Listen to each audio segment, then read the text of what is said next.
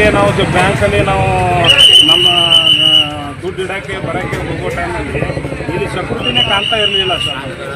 ಆ ಸೆಕ್ಯೂರಿಟಿ ನಾವು ನಮಗೆ ಕೇಳೋಕ್ಕಾಗಲ್ಲ ಅನ್ನೋ ಸುಮ್ಮನೆ ಕೂತ್ಬಿಟ್ಟೆವು. ಬಟ್ ಬ್ಯಾಂಕ್ನವರು ಇವಾಗ ಇಷ್ಟು ದೊಡ್ಡ ಬ್ಯಾಂಕಿಗೆ ವೀಕ್ ವೆಪನ್ಸ್ ಸೆಕ್ಯೂರಿಟಿನೇ ಇಲ್ಲ ಸರ್.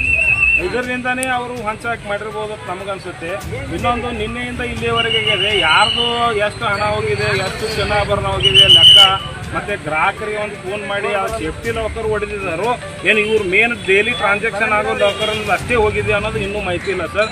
ನಾವು ಆತಂಕದಲ್ಲಿದ್ದೇವೆ. ದಯವಿಟ್ಟು ಇದಕ್ಕೆ SBI ಆದವರು ಅದಕ್ಕೆ ಸರಿಯಾಗಿ ಅದಕ್ಕೆ ಯಾರ್ದು ಏನಾಗಿದೆ, ಯಾರ್ದು ಎಷ್ಟು ಉಳಿದಿದೆ ಅನ್ನೋದು ಮಾಹಿತಿಯನ್ನು ಇಮಿಡಿಯೇಟಾಗಿ ಕೊಡಬೇಕು ಅಂತ ನಾವು ವಿನಂತಿ ಮಾಡ್ತೀವಿ. ನನ್ನ ಹೆಸರು ವಿನೋದ್ ಬಣಾಂಕರ್ ಸರ್, ಚರ್ಚೆ. ಹೇಳಿ ಸರ್. ನಮಸ್ಕಾರ ರೀ. ನಾವು ಚರ್ಚೆ ಗ್ರಾಹಕರು. ಇಲ್ಲಿ ಏನಾಗ್ಬೇಕಂದ್ರೆ ನಿನ್ನೆ ಸ್ಟೇಟ್ ಬ್ಯಾಂಕ್ದಾಗ ಕಳ್ತನ ನಿನ್ನೆ 4 ಗಂಟೆಗೆ ಆ್ಯಕ್ಚುಲಿ ಅಕೌಂಟ್ ಎಲ್ಲ ಕ್ಲೋಸ್ ಆಗಿದ್ದಾರೆ. 4 ಗಂಟೆಗೆ ಯಾರಿಗೆ ಗ್ರಾಹಕರು ಒಳಗೆ ಬಿಡಲ್ಲ ರೀ. ಆದರೂ 7-8 ತನಕ ಬ್ಯಾಂಕ್ ಚಲೋದು ರೀ. ಯಾಕೆ ಚಲೋದು ಗೊತ್ತಿಲ್ಲ ನಮಗೆ. 7-8 ತನಕ ಬ್ಯಾಂಕ್ ಚಲೋದು.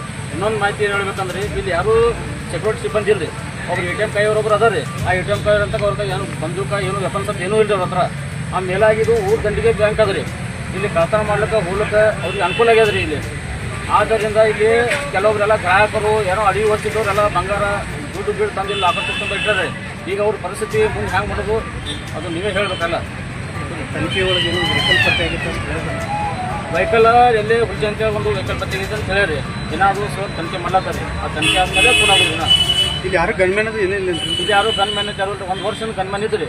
ಅದ್ರ ಮೇಲೆ ಯಾರು ಗನ್ಮ್ಯಾನ್ ಇಲ್ಲ ರೀ. ಗನ್ಮ್ಯಾನ್ ಬರೀ ಒಬ್ರು ATM ಕೈಯವರೊಬ್ರು ವ್ಯಕ್ತಿ ಇದ್ರಿ. ಅವ್ರ ಹತ್ರ ಏನು ವೆಪನ್ಸ್ ಎಲ್ಲ ಏನೂ ಇಲ್ಲ ರೀ. ಎಷ್ಟು ಜನ ಇದ್ರು ಏನು 5ರಿಂದ 6 ಜನ ಇದ್ರು ಅಂತ ಹೇಳ್ತಾರೆ ಅವರು. 5ರಿಂದ 6 ಜನ ಬಂದಿದ್ದಾರೆ. ಮೋಟಿಯನ್ನ ಮಾಸ್ಕ್ ಹಾಕೊಂಡು ಹೋಗ್ಯಾರ ಒಳಗೋಗಿ. ಗನ್ಮ್ಯಾನ್ ಇಲ್ಲ ಬಿಟ್ಟಿಗೆ ಎಂಥದ್ದು ಅಂದ್ರೆ ಗನ್ನದು ಏನು ಸರಿಯಾಗಿ ಇಷ್ಟು ಭದ್ರತೆ ನೋಡ್ತಾರೆ. ಸ್ಟೇಟ್ ಬ್ಯಾಂಕ್ ಅಂತ ದೊಡ್ಡ ಬ್ಯಾಂಕ್ ಇದು. ಇಷ್ಟು ದೊಡ್ಡ ಬ್ಯಾಂಕ್ನಂತಕ್ಕೆ ಒಬ್ರು ಯಾರು ಇಲ್ಲಿ ಸೆಕ್ಯೂರಿಟಿ ಯಾರೂ ಇಲ್ಲ ರೀ.